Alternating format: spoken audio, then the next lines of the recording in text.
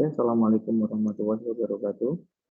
Selamat pagi, salam berjumpa lagi dengan saya, Angga Devi Fraida, di pertemuan kita yang kelima di sesi 4, suprastruktur otomasi kearsipan. Kita akan membahas mengenai suprastruktur otomasi kearsipan, yang mana di sesi keempat ini antara pendalaman materi dan diskusi bersama dengan mahasiswa-mahasiswa. Terus di materi suprastruktur otomasi kearsipan menjelaskan tentang perencanaan matang terkait dengan peran pimpinan, SDM, dan peraturan. Materi konsep otomasi kearsipan terdiri dari dua sub pembelajaran, yaitu kepemimpinan yang berisi mengenai bagaimana pemimpin memiliki peran besar dalam pembangunan sistem kearsipan. Yang kedua, SDM kearsipan yang berisi tentang kebutuhan SDM untuk mendukung kegiatan kearsipan. Sedangkan yang ketiga, itu peraturan pendukung yang berisi tentang peraturan perundang-undangan yang mengatur tentang kearsipan. Nah, dari sini kita bisa melihat bagaimana pentingnya suprastruktur otomasi kearsipan. Oke, selanjutnya saya akan mereview daripada bab ke modul kelima. Modul kelima yang berisi tentang suprastruktur otomasi kearsipan. Di sini di halaman, kita lihat di bawah, ternyata ini ada di halaman 66. Nah, di halaman 66 ini, kita akan membahas tentang pembangunan otomasi kearsipan. Itu tidak dapat dilaksanakan hanya dengan menggunakan perkiraan dari tiap individu saja. Perencanaan matang sangat dibutuhkan untuk tiap aspek yang terkait dengan suprastruktur otomasi kearsipan. Nah, dari sini kita bisa menilai bahwa secara umum tujuan dari suprastruktur otomasi kearsipan itu memerlukan arahan dari seorang pimpinan atau leadership, teman-teman. Nah, di sini dari modul akan saya perbesar. Nah, secara khusus setelah kita mempelajari tentang modul dari suprastruktur otomasi kearsipan, kita bisa menjelaskan tentang kepemimpinan, sumber daya manusia, dan peraturan perundang-undangan yang mengatur tentang otomasi kearsipan. Nah, di sini kita bisa melihat bagaimana kita harus belajar. Nah, kegiatan belajar yang pertama itu mengenai tentang kepemimpinan, tentang kebutuhan akan kepemimpinan yang baik. Yang pertama itu tentang tuntutan perubahan. Nah, tuntutan perubahan yang sesuai dengan perkembangan zaman itu seperti apa. Leadership itu harus memimpin itu seperti apa. Terus yang kedua, pemerintah yang diharapkan. Nah, itu seperti apa? Menuntut pelayanan publik, terus menginginkan agar aspirasi didengar, dan lain sebagainya. Itu tentang pemerintah yang diharapkan. Nah, selain itu ada pertanyaan, apa itu kepemimpinan? Kepemimpinan berlaku apabila seseorang itu mendorong, membujuk, dan mempengaruhi orang lain untuk berusaha ke arah pencapaian sesuatu. Perbedaan kepemimpinan dengan fungsi kepengurusan lainnya ialah tugas untuk mendorong, membujuk, dan mempengaruhi yang bercorak pribadi. Umpamanya dalam tugas-tugas itu merancang atau membaca laporan. Jadi kayak menganalisa sesuatu. Terus setelah kita mengetahui arti dari kepemimpinan itu, kita berbicara tentang definisi kepemimpinan. Jadi kalian bisa membaca di sini di halaman 5.6 ya. Nah, di 5.6 kita bisa melihat, nah terus kelakuan dan gaya kepemimpinan, ya kan? Kelakuan dan gaya kepemimpinan. Terus selanjutnya 4 sistem pengurusan. Nah, 4 sistem pengurusan, ada pengurusan yang bercorak sistem 1, ada sistem 2, sistem 3, nanti kalau bisa membaca sesuai dengan modul.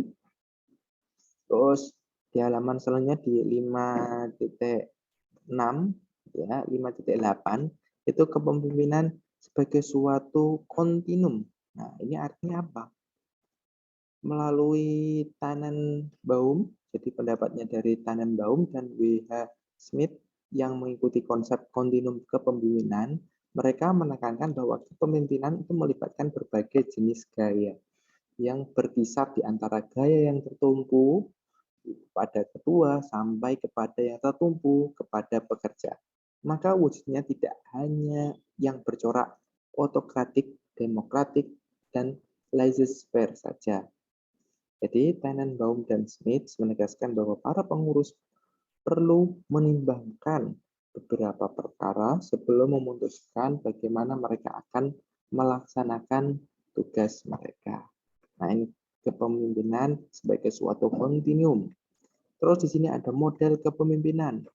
Fromm dan Fathom berpendapat bahwa terdapat 5 bentuk perbedaan dalam corak kepemimpinan demokratik. Yang pertama, itu pemimpin sendiri yang membuat keputusan dengan menggunakan aturan yang ada pada waktu tersebut. Di poin pertama. Sedangkan di poin kedua, itu pemimpin memberikan arahan yang diperlukan pada staf, kemudian membuat keputusan sendiri. Staf tidak terlibat di dalam persoalan menyelesaikan masalah. Terus yang ketiga, pemimpin menyampaikan masalah kepada staf bawahannya yang relevan secara individu untuk mengambil suatu keputusan. Suatu masalah disampaikan oleh pimpinan kepada staf bawahannya untuk mendapatkan ide-ide. Yang terakhir, pemimpin membicarakan suatu masalah bersama staf bawahan untuk mencapai persetujuan tentang penyelesaian masalah tersebut. Ini seperti kepemimpinan yang sifatnya demokratis ya. Kepemimpinan yang berkesan. Sini ada beberapa hal, nanti kalian bisa membaca terkait dengan kepemimpinan yang berkesan. Jadi di sini ada latihan dan ada rangkuman. Jadi kalian nanti bisa latihan apa yang perlu kalian latihan itu ada di 5.12. Kalian bisa baca petunjuk jawaban latihannya, terus langsung saja ke rangkuman. Di sini kepemimpinan didefinisikan sebagai seni atau proses mempengaruhi kegiatan manusia yang berkaitan dengan tugas mereka, supaya mereka rela bekerja dan berusaha ke arah pencapaian tujuan organisasi. Terdapat 3 faktor penting tentang definisi kepemimpinan. Yang pertama, kepemimpinan mesti melibatkan orang lain atau pihak lain seperti bawahan. Yang kedua, para pemimpin mempunyai otoritas untuk memiliki arahan pada pegawai jika pegawainya tidak bisa melaksanakan tugas dari pemimpinan mereka. Yang ketiga, selain berkuasa untuk memberi arahan tentang apa yang perlu dilakukan, pemimpin bisa juga mempengaruhi arahan yang dilakukan oleh pekerjaan. Nah, di sini misalnya adalah 3 gaya asas kepemimpinan. Terus di sini ada Resis Linker bersama rekan-rekannya dari Universitas Michigan membentuk suatu model pengurusan yang mempunyai 4 peringkat, diantaranya yang pertama pengurusan bercorak sistem 1 sampai dengan pengurusan sistem 4. Nah, itu merupakan contoh. Nah, ini ada tes formatif yang nanti kalian bisa kerjakan. Mungkin itu modul 5 tentang supremasi otomasi kearsipan yang bisa saya sampaikan. Selanjutnya kalian bisa melakukan diskusi. Nah, diskusinya mengenai tentang sebuah sistem kearsipan yang baik yang berkaitan dengan otomasi dalam kearsipan itu diperlukan perencanaan yang kuat dan matang. Perencanaan akan berjalan dengan lurus jika didukung oleh pemimpin yang penuh inovatif dan inisiatif, sehingga mampu mengarahkan kemana arah otomasi berjalan. Pemimpin juga harus paham tentang tujuan, apa yang akan dikerjakan, dan cara bagaimana untuk mencapai tujuan tersebut. Nah, yang perlu didiskusikan, yang pertama itu bagaimana peran pemimpin dalam membangun otomasi kearsipan. Di sana tadi kan ada di modul 5. Kalian bisa menyontoh dan disesuaikan dengan bahasa kalian. Yang kedua, bagaimana pentingnya peraturan dalam mendukung otomasi kearsipan. Nah, ini peraturannya seperti apa untuk mendukung dalam otomasi kearsipan.